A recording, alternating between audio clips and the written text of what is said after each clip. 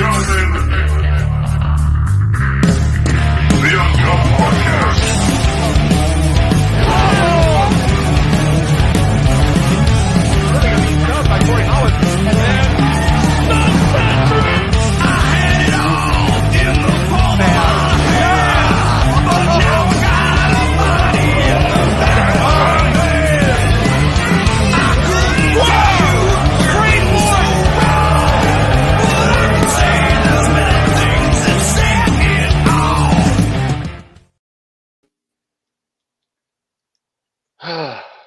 Hey guys, You This guys is why do your Dad thing. runs the show.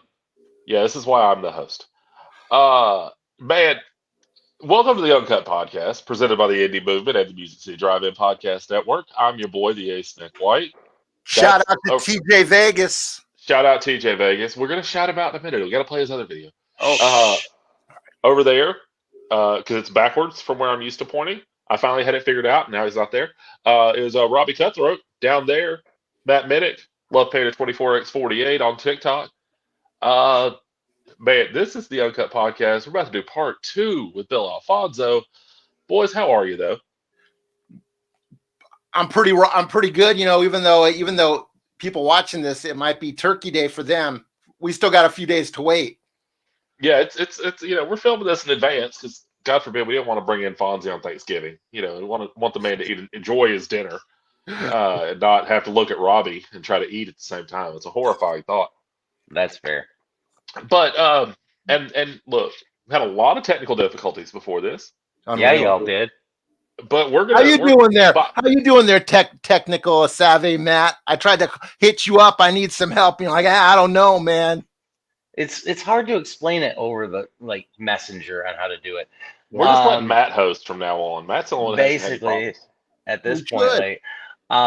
I'm doing all right. You know, doing some more TikToks, as you guys know, and just enjoying a meh Survivor series, and here we are. Yeah, it was very mid, very, very mid. 2 really good matches though. I loved the opener and the closer. All that shit in the That was middle, just kind of awkward. A blur. Yeah. But hey, you know what? People aren't here to talk about Survivor Series. They're here for Nope. the interview. Yep, Ladies and gentlemen, Robbie, are you ready? I'm ready. Robbie's doing all the technical shit tonight, so good I'm luck. sorry. All right, I think I Ladies can and do this. gentlemen, Bill Alfonso. How many clicks? Oh Just God. one goddamn okay. click, Robbie, Let me make sure I can do motherfucker. I don't care who you are, Bill Doctor. It's me and the man tonight, Daddy.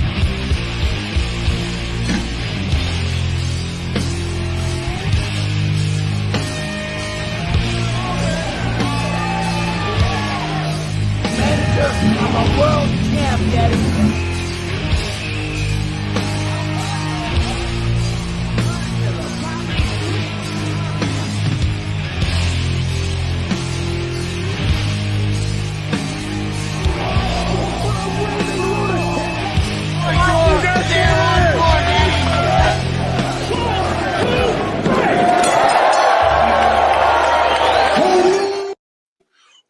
Welcome. Love it. Welcome Hey, back. boys. Hey, thanks for having me on Uncut Wrestling. This is my second appearance, man. Dude, we're so happy to have you, Fonzie. Every It's time. I'm thrilled to be here with you guys, man. Happy Yeah, Thanksgiving. Thanksgiving Day. Wow, great. If we're Happy Thanksgiving, everybody. yeah, seriously, guys. So, since it is Turkey Day, I want to start with a little fun. We're gonna start with a little controversy tonight. Who's the biggest turkey in wrestling history for Bill Alfonso? Damn. That's a loaded question to start. Loaded there. question. We're starting about hot tonight.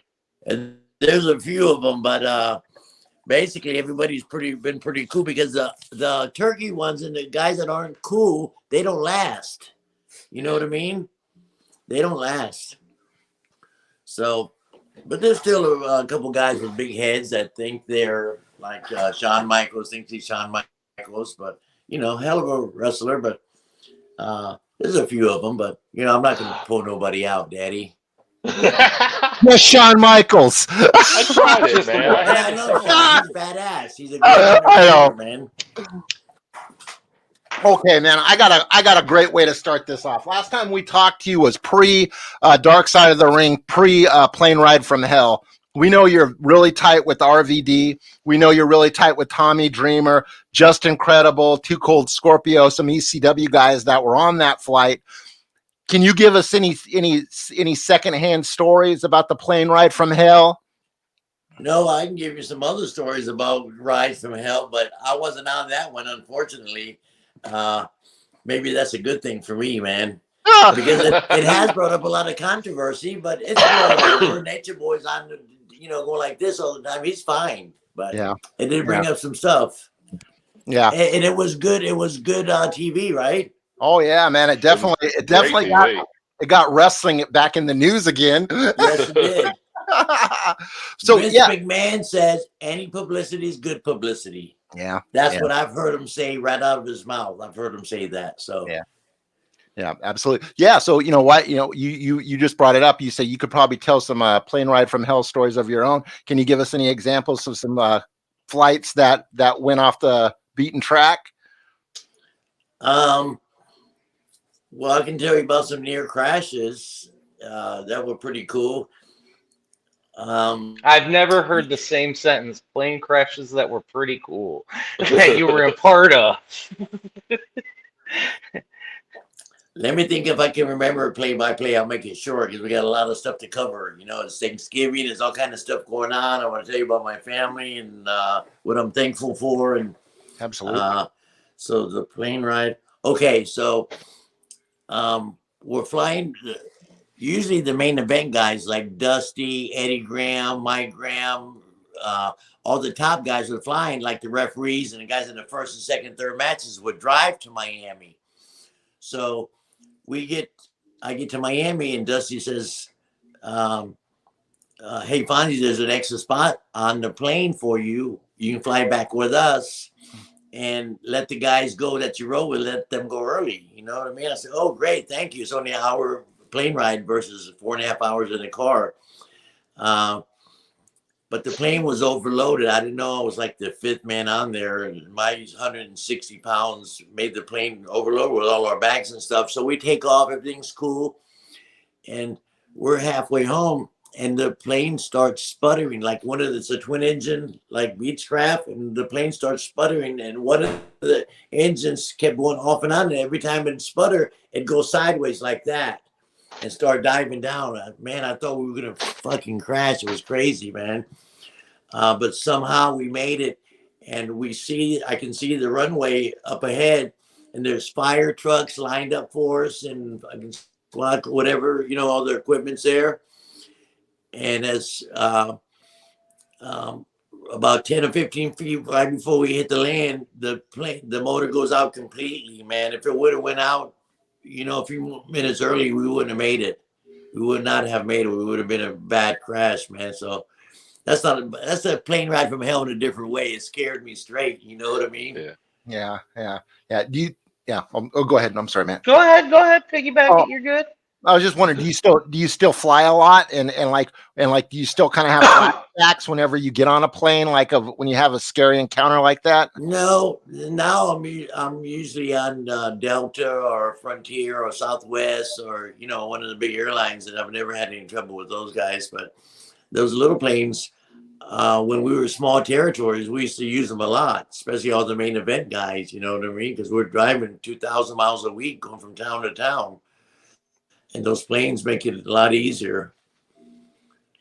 But since I'm just hopping around the country doing podcasts and conventions and indie shows, I'm just flying commercial there and back. I just got back from Pittsburgh, Erie, Pennsylvania, Cleveland.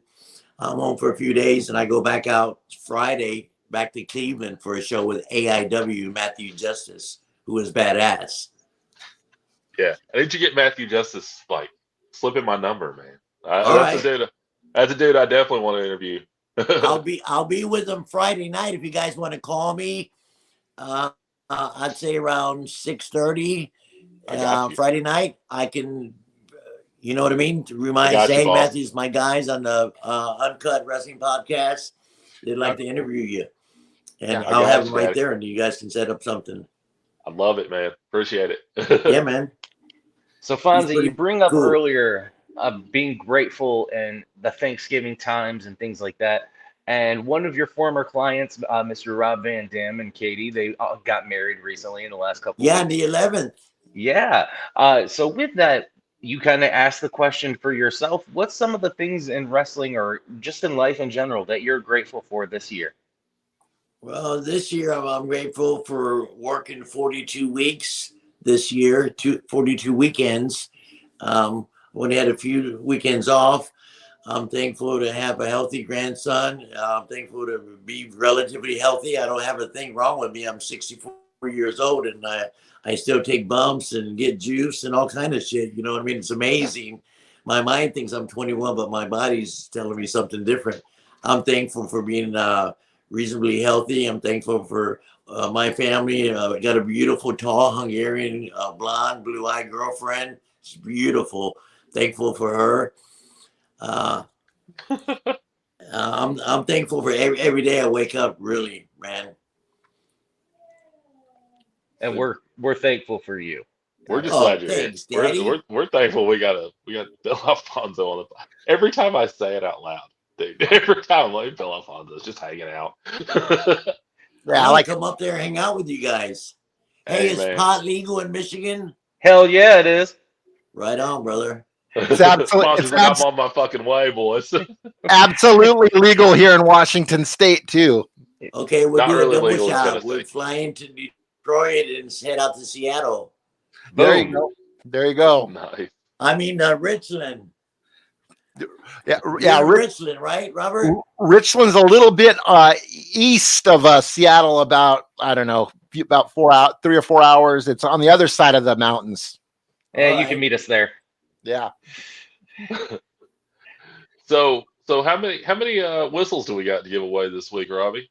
Dude, we got 3 whistles, and we got here. Let me show you. We got 3 of these bad boys, and we got 1 of these.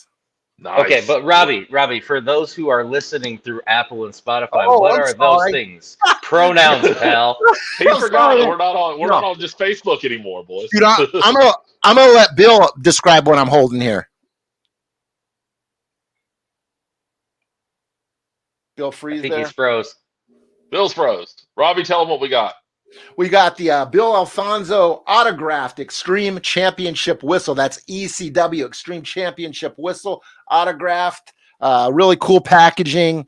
If you go listen to part 1, he tells us how he came up with these. And then we also got an 8x10. I'm horrible with dimensions, but an 8x10 here of Bill Alfonzo with Sabu and RVD. Which is Good great shit, man. because with part 1, all 3 of us, we actually got whistles from Fonzie as well. So we can all attest for it ourselves. Wonderful whistles, wonderful guy. And that's why we love giving them away, because Fonzie wants to help give them all to you people too, including our friends in New Zealand. Yeah, dude. seriously. Our New Zealand. I love New Zealand. loyal New Zealand listener, Matt Applin. Yeah, was Can you one of the guys hear me? winners I'm back last time. on. I was off for a second. Yeah, you're good, brother. Okay. Don't worry. We went full Don West and we just started selling. yeah, but Well, anyway, Fonzie, we got 3 whistles. We got an 8x10. So that means we're gonna have to do this 4 times tonight. I think we had Oh, right on. 44 entrants. So, Fonzie, if you want to pick a number between 1 and 44 to pick our first winner tonight. Number 3, Daddy. I can't say his last name because I never have been able to, but it's everybody knows who it is. It's Shooter J. Paul Bielabreski. Oh, but Paul yeah, Bielabreski, our boy Shooter. Shooter J. My wife's biggest fan. Shooter J. Shout out to wins you, the Shooter. first whistle. How do you Shout say- out. How do you say his name again, man? What a Thanksgiving for Paul Barbareski. Bielabreski. Filabreski. We'll work on it off air. Yeah, we'll send you some phonics cards. But man, Thanksgiving season. Thanksgiving was always a big night for wrestling when I was growing up. What are some of your best Thanksgiving wrestling memories there, Fonzie? Okay, can you ask me that again? I'm sorry. Your favorite Thanksgiving wrestling memories? Damn, we used to run wrestling shows back in Florida, championship wrestling. Championship Wrestling from Florida. West Palm Monday, Tampa Tuesday, Miami Wednesday, Thursday, Jacksonville. Friday and Saturday were a spot show somewhere in Florida, and Sunday was in Orlando. We'd repeat week after week after week. And like Christmas Day, we would run the Bayfront Center in St. Pete. Thanksgiving Day would run Orlando every year and draw big people. You know, at night, at 8 o'clock at night, nobody's got nothing to do. They'd come and watch wrestling, man. It was great. So I remember spending Thanksgivings with my family in the afternoon. We would always have a early dinner in Orlando. It was an hour and a half drive from my home. Jump in the car and drive into 3,600, 3,700 people. That's what the building held in Orlando, and doing a hell of a show, and getting a payday and having a great time. And man, the holidays were big events for wrestling back in the day. A fun fact, real quick. I know Robbie's going to jump in with his next question. Every December, right around Christmas, either right before Christmas or a couple days after, WWE is in Michigan every time around this time of the year. There you go. So you're dead on right, Fonzie. It was a big wrestling days for us, all holidays, especially Thanksgiving and Christmas night. You know, it was great. Well, Fonzie, last time you were on, we talked about all the different places and territories, all the federations that you were in, ECW, WCW, ECW, of course, WWE.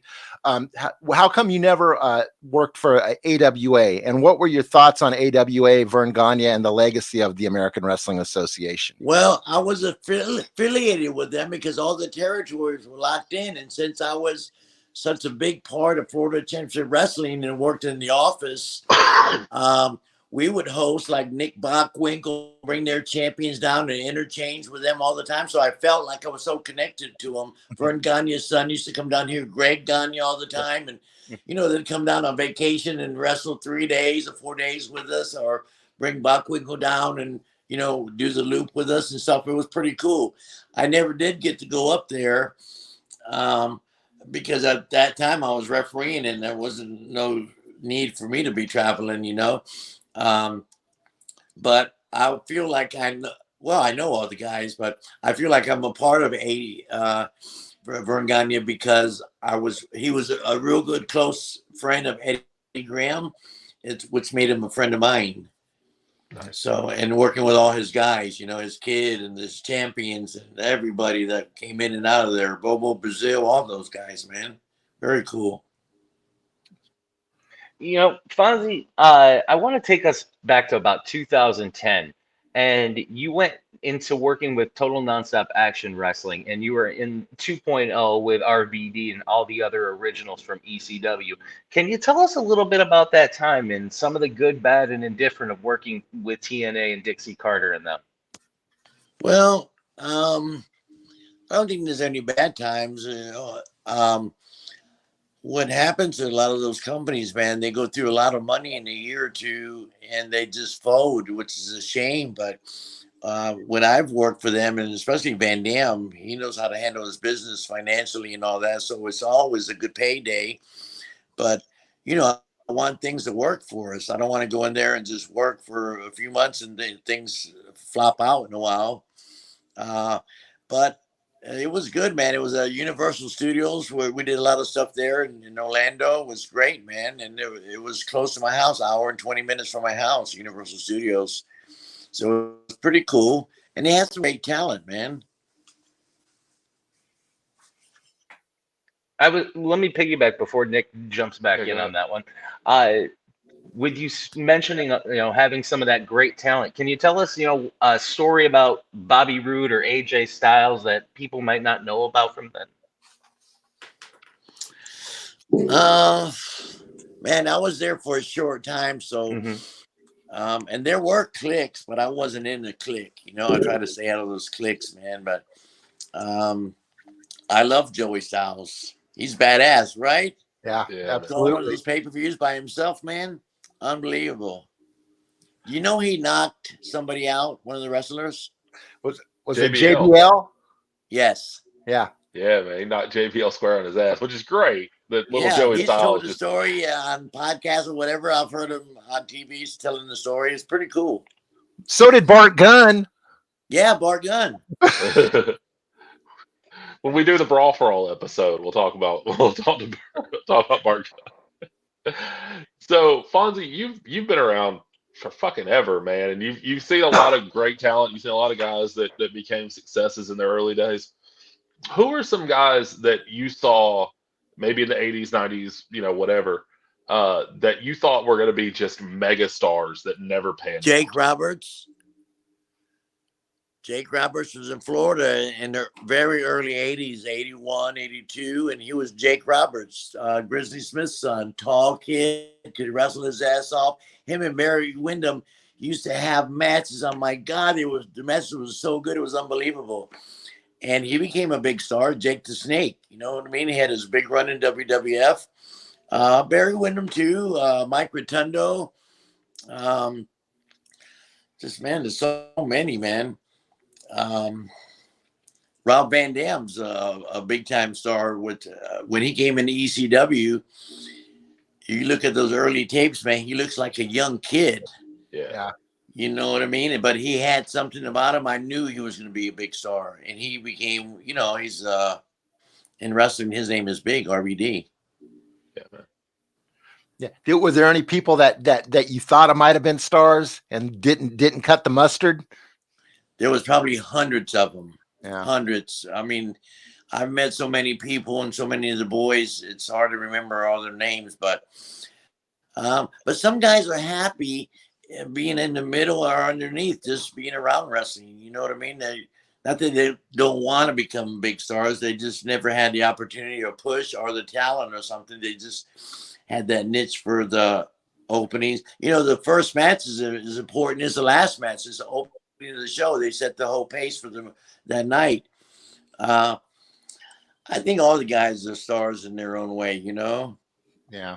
When you guys say make it big time, I'm trying to put money on their back. You know what I mean? Like Rob Van Dam made big money. Jake the Snake made big money. That's what I'm tying in when you guys ask me these questions about success in the business. So this one, I want to phrase this right. So back when Vince kind of pulled the umbrella up and told everybody that wrestling was scripted and was sports entertainment, it wasn't real sport. As a veteran, as a person who'd been doing this for a very long time, what did you think of that personally, and what was the consensus amongst the locker room guys? It doesn't matter, brother. Many people have said that. I'll try to remember the guy's name. Eddie Mansfield, maybe. Yeah. He went on TV and said it was all scripted and stuff. This, like I said before, Vince said any publicity is good publicity. It doesn't matter. Everybody knows it's a work or think they know. You know what I mean? And it is a work. So it is scripted. Play by play almost nowadays. I go to these shows and some of the guys in the ring and like talking about every freaking move. Back in the day, the heels and baby faces were in two different dressing rooms. They never saw each other before they got in the ring. They caught all their stuff in the ring. So any stuff like that doesn't really bother me at all because I've heard it my whole career from beginning to the end. Even before I broke into wrestling, I knew that, man, is this when I was a kid, 12, 13, 14 years old, you want to believe it, but then, you get to know the business a little bit and you find out it's a work and this and that. But it doesn't bother me a bit. Yeah. But do you think did it bother anybody? Do you remember ever hearing somebody go, "Oh, you shouldn't have done that"? It's probably bothered a bunch of people, but I can't name any particular people because I don't remember or just, it pisses a lot of guys off. Some guys are real protective of the business. If you walk up to somebody and get them wrong and they're in a bar and everybody's drinking and drunk, whatever, and say wrestling's fake to them, I hate that word, fake. We're sports entertainment. We're entertainers. Sports is freaking, entertainment. But you might get slapped or say, pick a hand. Yeah. That sort of, right? Yeah. The old Rob Van Dam game. Yeah, I'm not going to say the story again because Taz is my boy, but and So- he's badass. But you know that. Pick a hand. so to that end, I hate to jump over you, Matt, but I got to. You're fine. You're fine. What do you have any good like fan trying to get involved in the show stories? I mean, after what we saw on Raw last night with Seth Rollins getting jumped by a fan. Yeah, that happens every once in a while. It used to happen more back in the day, but now it doesn't happen too much. That was unusual to see that, right? Yeah, definitely. And it used to happen. People get so excited to get carried away, but once they jump in the ring, it's like a deer in the headlight. Usually, they say, "Oh my God!" Then they get in the ring, and now what do I do? They're in there with 4 giants or 3 giants or 2 big wrestlers. They usually get their ass handed to them, and you get these tough guys who want to slap somebody around. Man, jump in the ring with them and to try to interfere and see what happens. Yeah. Did you ever have anybody get out of line with you? Yeah, quite a few times. I'll try to remember something here in a few minutes. Coming back from the ring, a hot finish. Like a hot finish would be where I, like as a referee, don't see Dusty get thrown over the top rope or the assassin using brass knuckles or loading his mask and knocking somebody out and beating him for the belt 1, 2, 3. And I don't see it. People get mad at me. You know what I mean? Yeah. So many times from the ring back to the dressing room, I've been jumped, bit. Some guy jumped me and bit my forehead, and I had to go get a tetanus shot. Got whacked with chairs. People waiting for me after the event to fight me because their favorite wrestler was Dusty, and he lost because the guy put his foot on the rope. I've encountered a lot of that, but usually I can talk my way out of it. And usually I'm with a couple of the boys aren't too far behind me, so I. Did you when you were doing the managing at ECW? Sure, you usually just had Van Dam right beside you, so nobody decided to fuck around and find out. Pretty much. And my character built up, and so the same people who spit at me, I was a bad guy when I came in, anti ECW, WWF referee, anti violence. So the people didn't like me at first because I was taking their violence away from them. I was taking the chairs and the blood and all that stuff. They hated me. But Right people who down spit the on me middle. bought me a drink at the Marriott. You know what I mean? Right down the middle, Fonzie. That's right, Daddy. And usually I'm a good talker. I can talk my way out of something, but if they insist on getting a fight, I'll make sure I'm around somebody before I start fighting them. And I always plant my face in their chest so they can't hit my face. They can just hit the top of my head until the wrestler sees me and comes saves me. So let me ask you more of a question that a lot of wrestling fans might not understand about the wrestling business. Because like with Mr. Fuji, I know that he used to take care of Yokozuna physically when he couldn't take care of himself and things like that. When it came to Van Dam or Sabu or any of the other talents that you worked with, was there any of those other type of business relationships besides the normal in-ring that you had? Well, Giant Gonzalez and I had a great relationship. I was his personal. I became his friend, and then they asked me to take care of him because he needed somebody to. He was almost 8 foot tall. He was like 7'8" or something, 7'7.5". So he needed a personal assistant all the time, and we got along great, man. We became like brothers until he died. I talked to him a few times a year after he left back in the 90s. He didn't last long because his knees were already gone, and he had the Giants disease, and he used to tell me, Fonzie, I'm not going to live long like Andre. Andre died at 43, I think, and I think Giant Gonzalez died at 47. Those Giants don't live long, man. But I've become real good friends with the founder of ECW, Todd Gordon, who you guys seen in that clip that you showed, the opening clip of me at the end there. We're beating up Todd Gordon. Yeah. We said, and we're 2 non-wrestlers. We had some good fights and entertain some people. And he's one of my best friends in the wrestling business. I talk to Todd Gordon once a week almost. still to this day. It's been 25 to 30 years. I talk to Sandman all the time. I talk to RVD, every couple months, or I'll see him at a show. I just did a show with him September 9th. I got the shirt. Let's see, where's that shirt at? Damn it. Oh, it's right here. September 18th at the ECW Arena. We did a big show. We had a convention.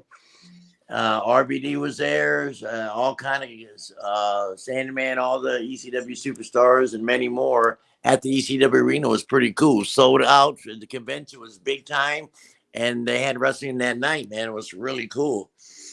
That was RF Videos. Rob Feinstein. You guys know him? I've heard of Rob Yeah. Feinstein. Yep. Yeah, I'm familiar. Yeah, he put on the show and brought me, Van Dam, and Sabu, and Good stuff. Robbie? Oh, well, I was going to ask, you mentioned Sabu. He recently made an announcement that he's retiring. But is he still right now just fulfilling contracts now or booking? well, I was with him all weekend. I told you Erie, Pittsburgh, Cleveland, and another town in Ohio. And we did appearances. He didn't wrestle at all. Oh, gotcha. He did announce his retirement, but he told me and he told a few other people that he has one more match in him. He wants to have a retirement match with somebody big. Oh, wow. Like maybe in Japan, or he likes something about Brock Lesnar. He wants to wrestle Brock Lesnar, But he wants to do one more match. But he's basically retired. His body, he's almost 50 years old, and he's been going through tables. His body's pretty banged up, and he wants to try to save the rest of it for a little while so he can use it later. But yeah, man, it was shocking to me. But we got to slow down sometimes. Yeah. But he does have one more match in him, boys. He Yeah, told me that himself. I bet he does. So before we go into the next round of questions, why don't we give away, let's say that 8x10. Let's do that. So Fonzie, why don't you pick another number between 1 and 44 for us? 420. Oh, no good? Too high? Oh, you guys, Too high. okay. Just a little Too too high of a high. number. I see Okay. what we did there. How about That's good. name a good age for me? 42. 42. Dude, you're going to like this one, dude. You're going to like this one. Our guest last week, the Professor Nick Harrison. Just Nice. won. Yeah. Nick Harrison, TikTok superstar, almost has 1 million viewers, and he's a big fan, dude. Hey, congratulations, Daddy. 1 million followers. That's great, man. Yeah. That man is a What, he's got a superstar. podcast or TikTok or whatever? He's got a TikTok. He's got it was 900, almost 900,000 last time I looked followers on TikTok. Yeah, Yeah. 866. Yep. Yeah. Oh, cool. He does one of the things he does is wrestling entrances, so maybe we get him to do like an RVD thing for us. Oh, yeah, Daddy. Yeah, we just had him on he was just our guest last week. Yeah, man. And he was good, right? Oh, yeah. he's great. He's, Yeah, he's not as great. good as you. He's a friend of all of ours. We've known him Not- for years, so Not as good as you, of course. Oh, thanks, Daddy. You just put me over. Hey, what's happened to me lately is my memory. It seems like, I've had a few concussions. I'm 64, so my memory isn't so sharp. I can remember stuff from years ago really good, but I can't remember the name of the town I was in last week. Like I had trouble. I named Pittsburgh, Erie, and there was one more town in Ohio. I can't remember the name. I was there for 4 hours, at a toy store. I should remember the name of the town. Just can't remember it, man. So that's my little bit of trouble I have. you're good, Fonzie. Trust Thanks, me. Daddy. So what are Matt? I think it's your No, go ahead. yeah. Go ahead. No, I was just coming up with something on top of my head. You look like you got a face. Go ahead. Nope, you're good. I was just making sure. So, what are some of your early memories of what you watched as a kid wrestling? Oh, Eddie Graham, Greg Malenko, Bob Roop, Sailor Art Thomas, Bobo Brazil, Jack and Jerry Briscoe, Dory Funk Jr. And a lot of those guys were still around when I broke in. I got my first job, my first full-time job in May of 1980. So a lot of those guys that I used to watch when I was a kid were kind of retiring, like Eddie Graham and Bobo Brazil were on their last couple of years of wrestling. It was pretty fucking cool, man. Just So Fonzie, oh, sorry, Matt. Go ahead. yeah, you wait, Robbie. It's my turn I'm now. sorry, Yeah. brother. So Fonzie, this is going to be more of like a personal question for myself. Can you tell us a cool story about the franchise About my Shane tall, Douglas? beautiful Hungarian girlfriend? No stories about her. She don't like me talking about her, Daddy. All right, well, give me another question. What about another tall blonde, the franchise Shane Douglas? I love Shane Douglas. Can you tell us a little story about him from the past that people might not have heard about, or anything like that? Well, nothing out of the ordinary. He was a pretty straight shooter. You know, I think he's a school teacher. He's educated, a professional athlete. He looks great. He speaks really well, does great interviews. Um, and you would think he'd be, all the stuff that he's done as a bad guy, you would think that's his personality, but he's one of the nicest guys in the business. I love Shane. Hey, well, I got a question from somebody who'll be watching the show. My friend Daniel James Baldwin. He wants to know that if you never heard of wrestling, what do you think you would have done in life? Damn, that's a good question, man. I don't know. Maybe a gynecologist or a brain surgeon. I don't know, man. I would have picked the first one before. Yeah. I don't know. That's a really good question, man, because I broke into business when I was a kid, at 17, 18 years old. And I'm 64, been doing it my whole career. So I've never had a chance, opportunity, but it'd be something in entertainment because I like the crowd. Maybe I was born into it, or I got so used to it that it gives you stimulation to be around all those people and crowds and stuff, man. It's pretty cool. That's a damn good question, man. I've really never thought about it that hard. That what I might be doing if my father never came home with 2 comp tickets to wrestling and said, "Hey, Billy, I got tickets for wrestling." I said, "What's wrestling?"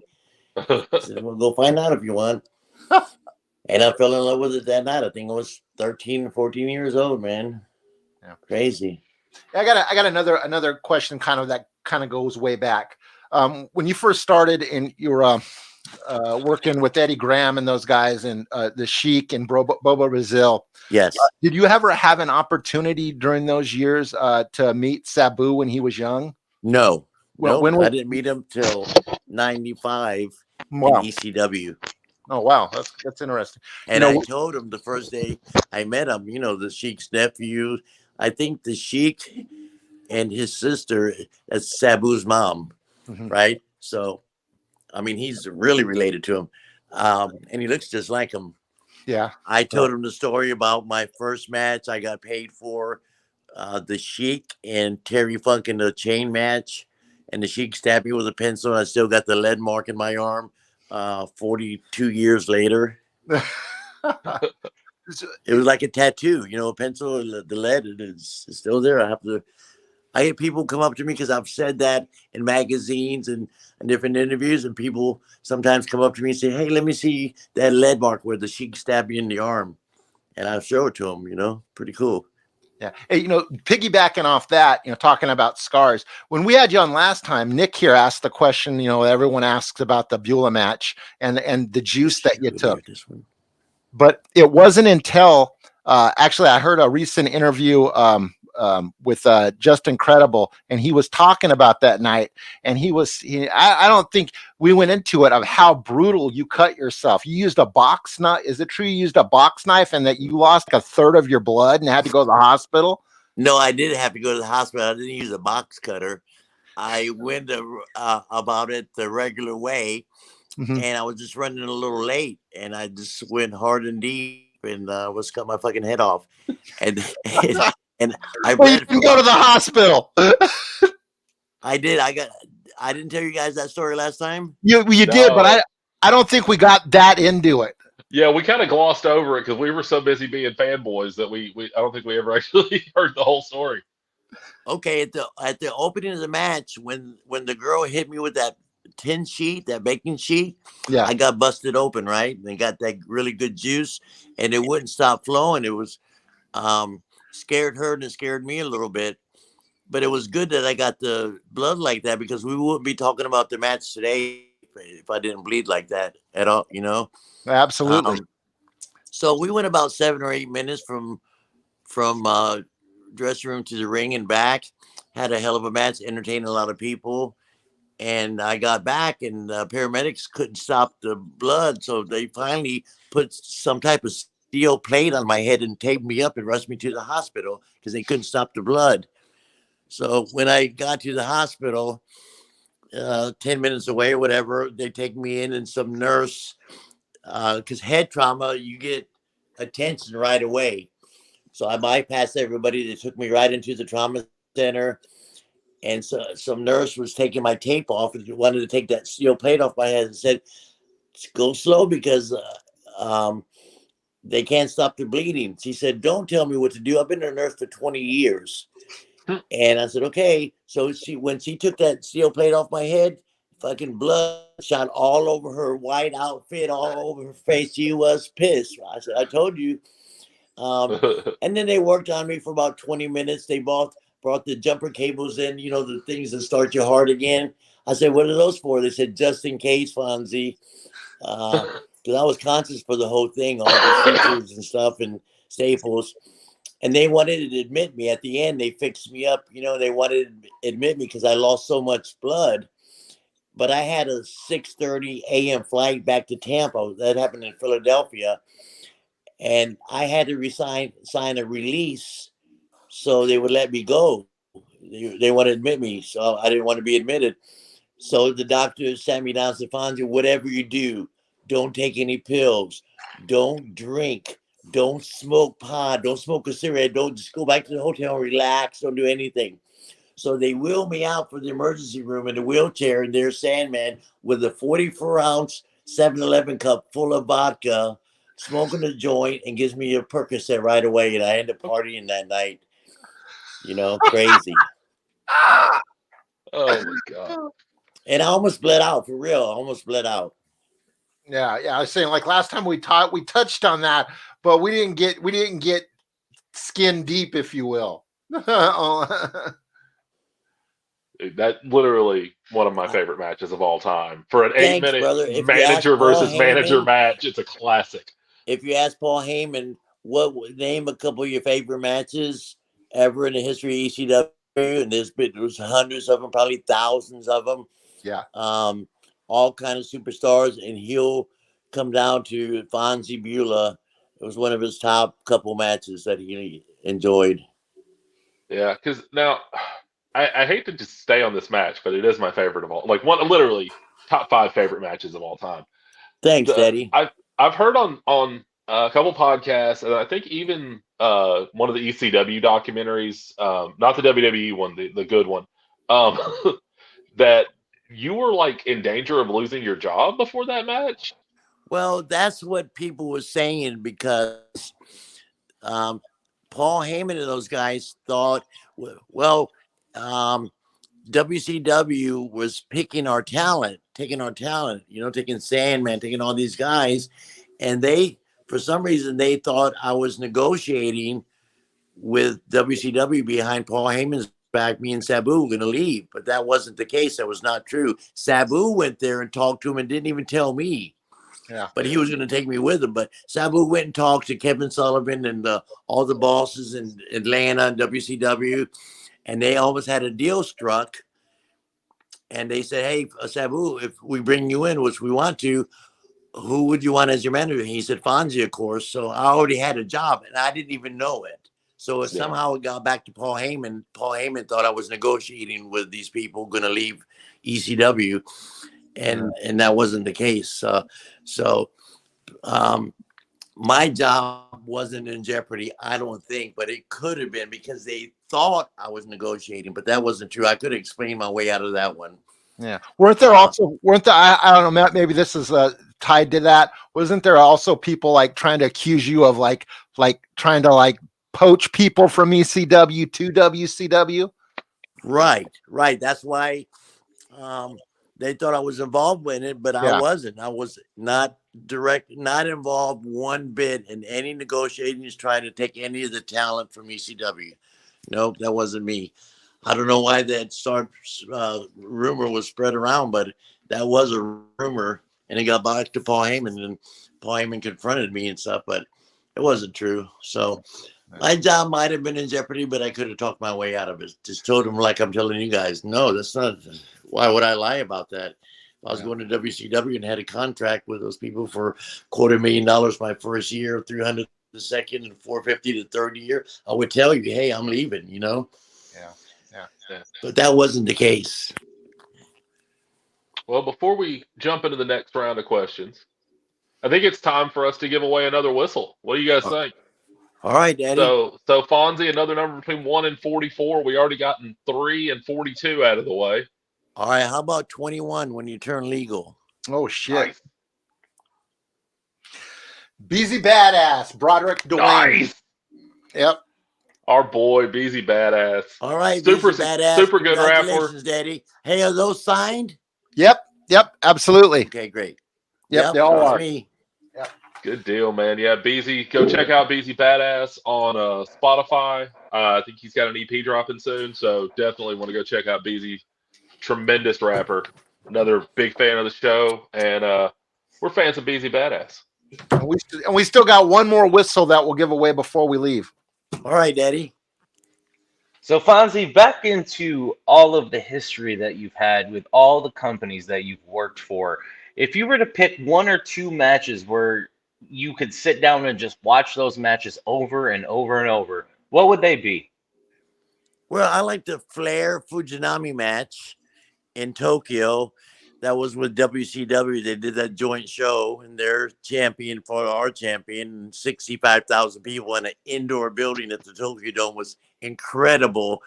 And I was in the main event, looked beautiful. My hair was beautiful. I had a designer white shirt, Japanese flag and the American flag right here, and my bow tie beautiful and looked great. And I did a fantastic job.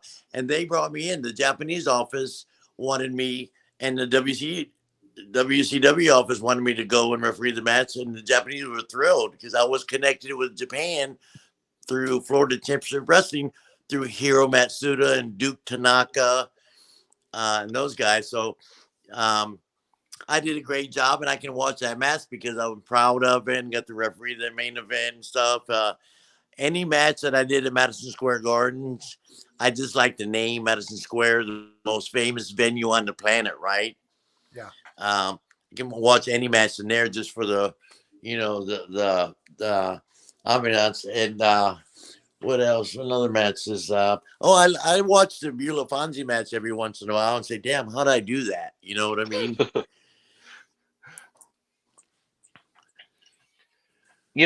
Hold on. I'm going to piggyback one more in it just because I had to take a moment and step outside real quick. All right, Daddy.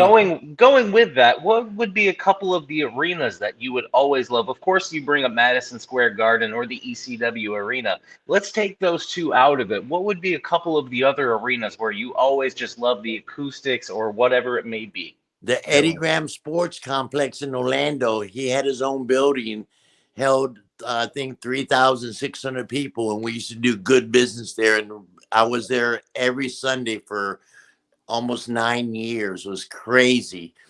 That was a great building for us. Miami Beach Convention Center was also another great building. Those are wrestling towns, man.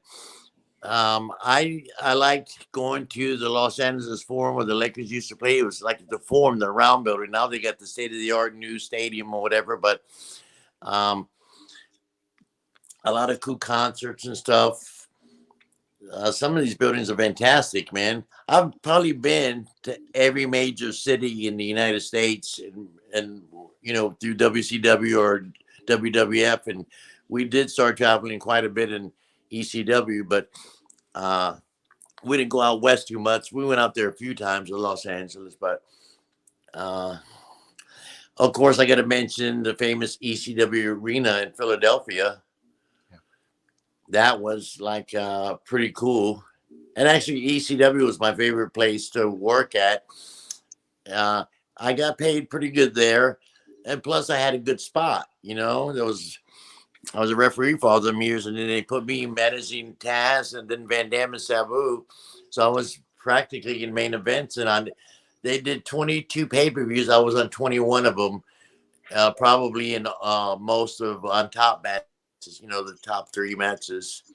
So that was pretty cool. That ECW arena, man, was great. Yeah. Now, would you have preferred the ECW arena or Hammerstein Ballroom? Damn, that's another good one. Was that what we taped the Monday Night Raw, right? Too? Hammerstein? Yeah, Monday Night Raw was at Yeah, Hammerstein too. Yep. it was on the first Monday Night Raw. Yep. Yeah. Yeah, that was pretty cool. Hammerstein was a unique building.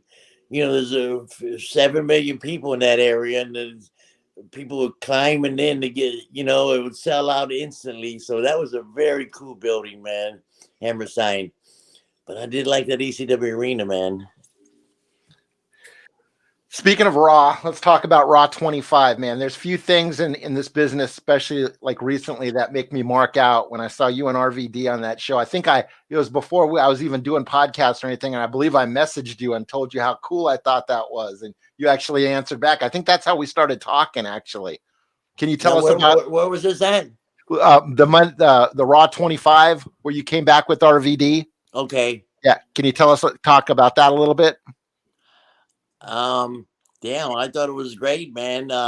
Anytime you get an opportunity to shine or get a good push or be in an exciting place or be included in any of those big events like that is pretty freaking cool. You get a good feeling, and you're not asked there because people like you. They ask you there because you got a little background and some talent and whatever. You got to pull your weight when you get to those places. So I always thought I really worked hard in the wrestling business, and I was known for that. I was known for being creative too. I love that part of the business, man, because I was taught by all those guys, like we mentioned before, Eddie Graham and Bobo Brazil and Dusty and Mike Graham and Jack Briscoe and Harley Race and Dory Funk and all those guys. So I was bred from the beginning to be a game player, a top talent in the business, and I adapted to it real good and loved it. I love the business. So I love it like you guys. Yeah. You guys love the business. You will be sitting here talking to, one of the boys on tonight. You guys are doing it because you love the business and you like it just like me, man. Yeah. I adore the business. It's been so good to me, man. Been so good to me. I'm so fortunate. So when you come back to the Raw 25, can you tell us any people that you met that are current wrestlers? Maybe not even current wrestlers now. Maybe they got fired. But anybody that was cool to meet? I probably met most of those guys before somewhere. I can't remember so much exactly who was there. Can you tell me any names that were there? Well, the NWO was there. That was The they did the NWO, full like Hulk DX Hogan and all reunion those that guys? night. National Hall and Yeah, Nash Hall. At 25 in the ballroom? Yeah. NWO, DX, Balor and the Balor Club, Angle. Yeah, all those guys were cool backstage, but when didn't they sit in the balcony or something? That was. I'm not sure that I'm on the right. There was 2 incidents there where we came in, me and Van Dam. Oh, you're thinking of One Night Stand, yeah. Did some shows there, and then they had all the WWF guys on the balcony sitting down like their fans. Yeah. One Night Stand. Yeah, okay, yeah, that was pretty cool too. Matt frickin' Hardy. Wasn't that was that the event where JBL sucker punched the blue meanie? I think so. Yeah. Do you remember any? Like a big brawl, so. and JBL's like in one corner and Blue Meanie's in the other, and JBL just bolted for him. Yeah. And then Stevie Richards knocked JBL out afterwards, which was awesome. Good. That was beautiful. That's the third person in this show that we've talked about beating up JBL. That's going to the description. Just making a list of people who beat up JBL. He's okay with me, man. For some reason, I get along with everybody. Because I'm like I don't know, but I'm well liked in the business. There's not too many guys that talk bad about me, I don't think. So I've had a good rapport with everybody, from Vince to downtown Denny Brown. from main events to first matches, referees, everybody, building people.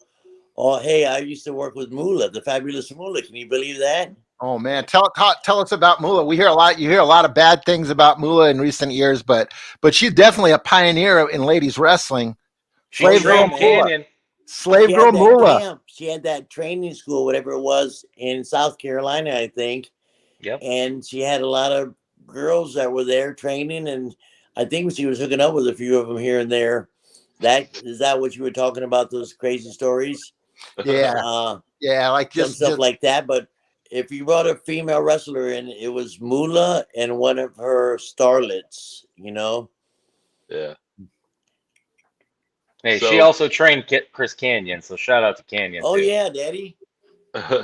who's better so than before we wrap it up, Fonzie, we got one more whistle to give away, and I got one more question. So Okay, Daddy. uh one between 1 and 44, give me one more number. How about 17? Ray Chili Phillips?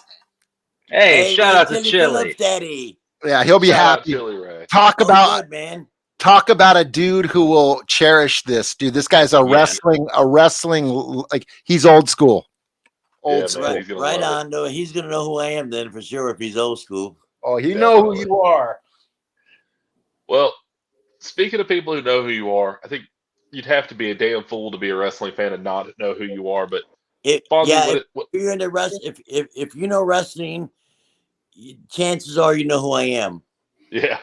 So I when mean, if it's you're a all wrestling buff like you guys, not the average person that goes once a year to a pay-per-view or something with his yeah, family and kids, takes his kids, they might not know who I am. But anybody like you guys or anybody who follows the business, yeah, they know who I am. but when it's all said and done, and you're up in the big squared circle in the sky, what do you hope people remember most about you? That I carried my weight and that I was very entertaining and I was a cool guy and well liked. Yeah. That means a Yeah, I can lot that you're definitely liked by say. your peers. You know, you guys like each other, you friends. You know, Yeah. Yeah, most days. Yeah, yeah, me and I Matt hear are. you, kid. Robbie just kind of along for the ride. Yeah, Yeah. but when it's just the same like me. When I'm working, when I told you West Palm every Monday, Tampa Tuesday, Wednesday Miami, Thursday Jacksonville, Friday and Saturday Spot Show, and Sunday Orlando, repeating stuff. I was with the same guys for months and months and years in those same buildings. You know, Yeah. so it's the same like you guys. You start ribbing each other because you every freaking day you're with the wrestling group. You know, in the dressing room, so Yep. you're ribbing each other. Oh yeah, fucking doing little stuff, but all good, just like you guys. Yeah, Matt, Nick, I know now you love me. we do. Unfortunately, do you ever think you'd Yeah. see the day, gentlemen, where Matt and Robbie were buddies? No. Well, Fonzie, there Fonzie, used to be a lot of bad blood this way. yeah, But it was diagonally. working, Bad Blood. You guys are good friends, right? Yeah, Yeah, now everybody's cool. Now we're yeah. Okay. part. Now we're all good, man. Yeah. Fonzie, man, it has been a pleasure. You know the drill. Last segment of the show, we're going to give you full screen, let you push your appearances, push your social media, man, whatever you want to talk about. Send a message to the fans. We love you, I'll talk a Fonzie. little bit about some events I got coming up this Friday. I'm in Cleveland for AIW with Matthew Justice. Go on their site and find out the name of the building. It's right outside of Cleveland. Next week, next Friday and Saturday, this weekend, I think the 3rd and 4th, I am in for CCW Coastal Championship Wrestling. I'm managing the Brazilian Giant and Levy. He's badass. He's a big time movie star. I got some stuff coming up, man. I got some. I just signed a deal with. Have you guys heard of ForeverFan.club? It's a company that go on their site, ForeverFan.club. It's a new wrestling site where you can hook up with all your favorite wrestlers and interact with them. It's pretty cool. Check out foreverfan.club. Please go on it. And they just rebooted and revamped all this stuff. It's so friendly to use and cool. You can chat with the boys. You can buy wrestling merchandise. You can do all kind of stuff, man. Book guys if you guys want appearances. there's a ton of wrestlers on there now, and all my superstar friends like Sandman and Mikey Whipwreck, Sabu, everybody's going to be on there. So that's what I'm pushing. I got some merchandise. Oh, my merchandise will be on Forever Fans, so go out there and check it out. If you guys come to an arena and say, "Hey, Daddy, I saw you on a podcast for Uncutt Wrestling Podcast, the Uncutt Wrestling Podcast." If you come up to me and say that, I'll give you a whistle and I'll sign it and take a picture with you. Awesome. Awesome, man. Well, Fonzie, if you want to hang out in the green room, just let us wrap up, and then we'll say goodbye to you properly. Okay, thank you guys so much, everybody. You guys are badass, man. Awesome, Pleasure. man. Love it. Pleasure. Thanks, Daddy. Happy Thanksgiving, man. Yep, you guys have a blessed Thanksgiving. I'm sure we'll be talking again soon. All right, Yes, man. sir. Hold on for just a second, bud. Bill Alfonzo, everybody. That's what the Uncut Wrestling Podcast does. What Just a life. cutting up with Bill Alfonso. What a life. Unreal. What a man. life we live. So And let me get, as if that's not enough. just hey, before we do it, let's recap though. We got Nick Harrison. He won Nick the Harrison, whistle. 8x10. Right? Oh, he won the No, 8 he got by, an 8x10. oh, okay. So Nick Harrison won the 8x10, and then the 3 whistle winners were Shooter J, Paul. And Chili. Well, hey, say his last name because Robbie can't. That's Bia what Lebreski. Bill Paul Brad- Bielabreski, Shooter J, our boy, Right. Beezy Badass, and Chili Ray Phillips. So, Yeah, dude. Congratulations, guys. It's going to be a Congrats, happy guys. Thanksgiving for you. Robbie will have that shit in the mail to you ASAP. Yeah, I ain't saying Uh, shit until the show broadcasts. So that way they see if they come to me first. I'm going to try and not say anything to Professor just because we talk almost daily. You can Yeah, tell. I'm gonna try not to say anything to Beezy because I'm in a group chat with him, but oh well, we'll see what happens. Also, shout out Alex Cade. Go pick up his new shirt. It's badass. I got We mine. love you, Alex. We love you, Alex Cade. But Alex Cade aside, this week was kind of a really good precursor to next week, though, because I think if you just look up, you might see that our guest next week is the suicidal, homicidal, genocidal Sabu. Will be on the Uncut Wrestling Podcast next week. What the fuck is life, boys? Who would have thought? And I should throw out this fact also. We will be giving away compliments of Bill Alfonso. He might actually be showing up at the beginning of the show to jump on with us for the first few minutes, but we're going to be giving away 3 more autographed Fonzie whistles, dude. What? We are your official Bill Alfonso merch hookup. We're going to have to talk to him about that fans.com thing, dude. That might be cool for us. Definitely going to be talking. Definitely check out foreverfan.club. I know I'm going there as soon as Yep. we get done here. I'm also going to be calling Bill Alfonso on Friday to try to book Matthew Justice for the show because he is What a a very life. highly requested person. That's not even a joke. People have literally been like, why aren't you interviewing Matthew Justice? So we're going to work on that. Awesome. But next week, we'll be back with Sabu. Robbie, God damn it. Okay. Well, we can just I'm going point to let out. you have this because you've done a really good job hosting the show tonight. You got a Technically. solid B+. plus. Thank You're you. a B-plus player if there ever was one, Robbie. Robbie, how many clicks is it, Bubba? 1, One. 2. Oh, look, he figured out how to do the thing and click the button. That's nice. I haven't done it yet. All right. Click the button, Robbie.